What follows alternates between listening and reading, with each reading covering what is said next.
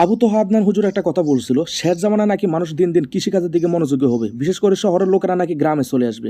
আবার একটা হাদিসের মধ্যে শুনছিলাম রাসূল কাম সাল্লাল্লাহু আলাইহি সাল্লাম ইরশাদ করছে যে গ্রামের থেকে নাকি শহরে ব্যবসা বাণিজ্য ভিতরে বরকত বেশি, এবং কি রাসূল কাম সাল্লাল্লাহু আলাইহি সাল্লাম উনিও নাকি শহরে ব্যবসা করছে। এখন আমি সম্পূর্ণ একটা ইয়ের মধ্যে আছি যে আলেম যেটা বলছে আমাদের আবু তোহা আদনান এবং কি আমাদের রাসূল কাম সাল্লাল্লাহু হাদিস, তাহলে কোনটার মধ্যে সঠিক? আচ্ছা যাক, মূলত যেটা প্রমাণ হচ্ছে যে আমি নিজেও বর্তমান শহরের দিক থেকে আমি গ্রামের দিকে মনোযোগী বেশি হচ্ছে, কৃষিকাজের দিকে।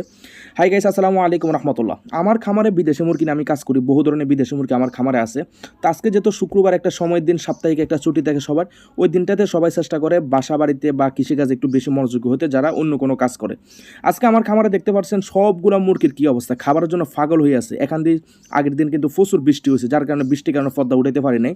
তো আসসালামু আলাইকুম রহমতুল্লাহ বারাকাতুহু। সবাই কেমন আছেন? ভালো আছেন? বার্ড চিকেন লাভার থেকে এই মুহূর্তে সম্পূর্ণ ভিডিওটা দেখতে পাচ্ছেন। যারা ভবিষ্যতে খামার করার ইচ্ছা আছে তারা অবশ্যই তারা ভিডিওটা দেখতে পারেন, কীভাবে মুরগি পালন করবেন বা ভবিষ্যতে কৃষিকাজ বা গরু ছাগল হাঁস মুরগি এগুলো নিয়ে বড় খামার করার টার্গেট আছে, তারা অবশ্যই ভিডিওটা দেখতে পারেন। আশা করি এখান থেকে কিছুটা শিখতে পারবেন।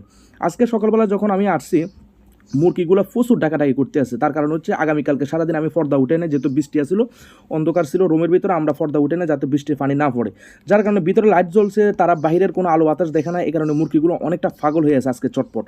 যখন সর্বপ্রথম আমি খামার খুলছি, খোলার পর তো দেখতে আসছেন সবগুলো মুরগি আমার জন্য কী করতে আছে, মানে যখন পর্দাটা উঠেছে এখানে খাবার জন্য, অন্ধকারে যাই খাবার খাইছে কালকে, কিন্তু তারা পর্যাপ্ত পরিমাণ আনন্দ করতে পারে না। তো আজকে সকাল সকাল তাড়াতাড়ি আসছি, পর্দাগুলো উঠেছি, পর্দা উঠে আগে তাড়াতাড়ি করে তাদের মুরগির যে খাবার পাত্রগুলো আছে এই পাত্রগুলো সরানোর জন্য দায়িত্ব নিলাম। এখান দেখতে আছেন এই যে পানিগুলো নোংরা হয়ে গেছে, সারাদিন কালকে পানিটা পড়িয়েছিল, এখান দিয়ে যে খাবার ছিল খাবারের ভিতরে প্রচুর পরিমাণ ময়লা পড়ে গেছে।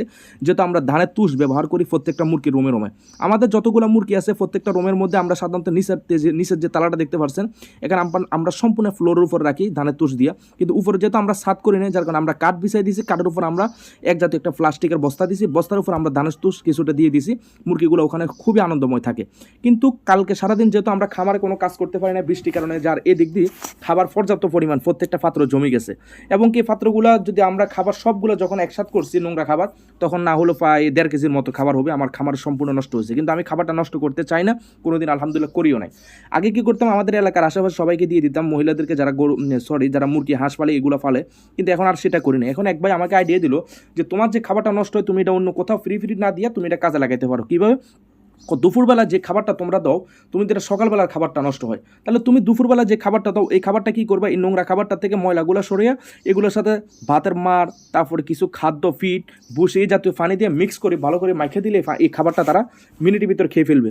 তারপর ওই ভাইয়ের কথাটা মনোযোগ দিয়ে আমি শুনলাম এবং কি ট্রাই করলাম যে আসলে এটা কতটুকু সত্যি। হ্যাঁ, বাস্তবে এটা হয়ে গেছে। আবার এদিক দিয়ে দেখেন আমাদের মুরগিগুলো রাত্রে লাইট জ্বলছে, সারা রাত যেহেতু কারেন্ট ছিল না, আবার বৃষ্টি আসছিল, আজকে দেখলাম যে তারা এখানে এত পরিমাণে নোংরা করছে, ময়লা করছে, মানে কল্পনার বাইরে। তো আজকে শুক্রবার যেহেতু ভাবছি আজকে পুরোটা খামার পরিষ্কার করবো সুন্দর করে। এদিক দিয়ে কিছু মুরগি অসুস্থ আছে, এগুলোরও চিকিৎসা করতে হবে, মানে সব মিলাই একের ভিতরে বা এ টু জেড মানে কাজকর্ম সব রয়ে গেছে। তো যাক, এদিক দিয়ে আগে সর্বপ্রথম কারণগুলো সরাই নিলাম, সরাই চলে গেলাম যে মুরগিগুলা যে সবগুলা সরাই টরাই পরিষ্কার পাত্র করতে হবে, এবং কি তাদেরকে খাবার দিতে হবে। যারা পরিষ্কার করে ফেলছি, বাচ্চাগুলো সরাই ফেলছি, যেহেতু আমরা নতুন করে এখানে আবার ধানের তুষ দিয়া তারপর বাচ্চা রাখবো। কিন্তু যার আগে আমরা আগে একটু স্প্রে করে দিয়ে জীবাণুনাশক, তাহলে মুরগি যে এখানে আগে ছিল যাতে এখানে কোনো জীবাণু না থাকে, পুরোটার ভিতরে ভালো করে স্প্রে করে দিছি। আমি সাধারণত ফার্ম 30 দিয়ে এটাই ব্যবহার করি, এর থেকে আরও ভালোটাও আছে, আপনারা চাইলে ব্যবহার করতে পারবেন। আমাকে জিজ্ঞেস করলে আমি স্প্রের নাম বলে দিব। তো আলহামদুলিল্লাহ ব্রোডিং বাচ্চা তো ব্রোডিং কমপ্লিট, তবে রাখার জন্য একটা স্থান দরকার, যেহেতু অনেকগুলো ব্রাহ্মার বাচ্চা। তো আমরা এখানে গোল করে একটা দিলাম, দিয়ে এখানে ধানের তুষ দিয়ে দিলাম। এবার একটু মোটা করে দিব যাতে মুরগিগুলো একটু আরাম আইসে থাকতে পারে, যেহেতু সম্পূর্ণ রোদ উঠছে, তার মানে তারা একটু ধানের তুষগুলো পাইলে একটু খেলা করবে। তো আজকে অনেকটা উঁচ করে প্রায় 2 ইঞ্চি করে ধানের তুষ দিয়ে দিয়েছি, যাতে মুরগির বাচ্চাগুলো সুন্দরভাবে এখানে থাকতে পারে, এবং কি দিয়ে হাত দিয়ে যতটুকু পারছি ধানগুলো সমান করে দিয়েছি পুরোটার ভিতরে দিয়ে, তারপরে একে একে সবগুলো এই আমাদের এখানে বাচ্চাগুলো দেখেন জট করে বসে রয়েছে, এখানে আলাদা করে রাখিছি, পরিষ্কার করে এখানে ওখানে দিয়ে দিব। এই দেখেন আলহামদুলিল্লাহ এক কতগুলো একটার উপরে জামজম হয়ে বসে রয়েছে, জায়গা বড় দরকার। এই যে আলহামদুলিল্লাহ একে একে করে আমরা সবগুলো মুরগির বাচ্চা ছেড়ে দিলাম। দেখেন কতটা ওরা খেলা করে, কতটা আনন্দ করে, মানে নিজের কাছে তখন ভালো লাগে যখন নিজের মুরগিগুলো আনন্দময় দেখি, শৌখিন মুরগিগুলা। এই যে সবাই মাশাআল্লাহ বলবেন। আবার এদিক দিয়ে কিন্তু আমরা মুরগি ওই দিক দিয়ে যখন আমরা বাচ্চার কাজ করতে আসি আর এখান দিয়ে খাবারের খুদে মুরগিগুলো ডাকাডাকি করতে আসে সবগুলো মুরগি, তখন তাড়াতাড়ি করে ওগো মুরগি বাচ্চাগুলোকে সুন্দর মতো সেট করে বসাই দিয়ে আগে এখানে চলে আসছে বড় মুরগিগুলোর খাবার দেওয়ার জন্য। দেখেন খাবারটা পাই কীভাবে পাগলের মতো খাইতে আছে, তারা তো বুঝতে পারছেন তারা কতটা ক্ষুধার্ত। এদিক দিয়ে এক একে করে যতটুকু পারছে আলহামদুলিল্লাহ সবগুলো দিচ্ছে। আমাদের হোয়াইট টপ ফলিশ ক্যাপ আছে, ব্ল্যাক রোজ কম্বো আছে, এদের জাপানিজ হোয়াইট টেল ব্যান্থাম, তারা তো বলার বাইরে খাবারের জন্য। তবে কিছুদিন ধরে তাদের খাবার রুচি কমে গেছে, হয়তো কৃমির জন্য। আমরা কৃমি কোচ করাই দিব, এর আগ পর্যন্ত কিছুদিন হয়তো তারা খাবার একটু ক্ষুধার্ত কম থাকবে। এখান থেকে হোয়াইট কোচিং যেগুলো দেখতে পাচ্ছেন মাশাআল্লাহ, এই জোড়াটা আমরা সেল করে দিব, যদি কারো পছন্দ এই জোড়াটা নিয়ে নিতে পারবেন, ঠিক আছে। এই জোড়াটা দেখেন খাবারের জন্য কি করে, এটা কিন্তু নতুন সম্পূর্ণ ডিমের টাইম চলে আসছে, ইনশাল্লাহ কিছুদিনের মধ্যে ডিম দিয়ে দিবে। আবার এখান দিয়ে আমাদের যে সিল্কিগুলো আছে, সরি ফাইটারগুলো আছে, দেখেন ফাইটারগুলো তো আরও খাবারের জন্য পাগল হয়ে আছে। এতদিন ধরে আমাদের কাছে ফিমেল দুইটা ছিল কিন্তু মেল ছিল না, আমরা চট্টগ্রাম থেকে মেলটা নিয়ে আসছি, বিশাল বড় মেলটা, আনুমানিক না হলো 5 কেজি হবে, হয়তো মোবাইলে ছোটো দেখা যায়, এটা 5 কেজির মতো হবে, বিশাল বড় সাইজের। বাস্তব চোখে না দেখলে বুঝবেন না তার গলার আওয়াজটাই বা কতটুক, তাহলে বুঝতে পারবেন এটা হাইটটা কত লম্বা। আমার পা থেকে হাঁটুর উপরে আছে এটার হাইট।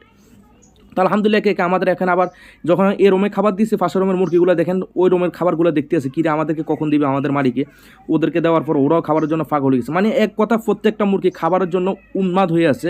ঠিক খাবারটা যখন দিছি সকাল 12টা বাজে গেছে, আজ প্রতিদিন সকাল সাধারণত 7টা 8টা বাজে দিই, কিন্তু আজকে 12টা বাজে গেছে।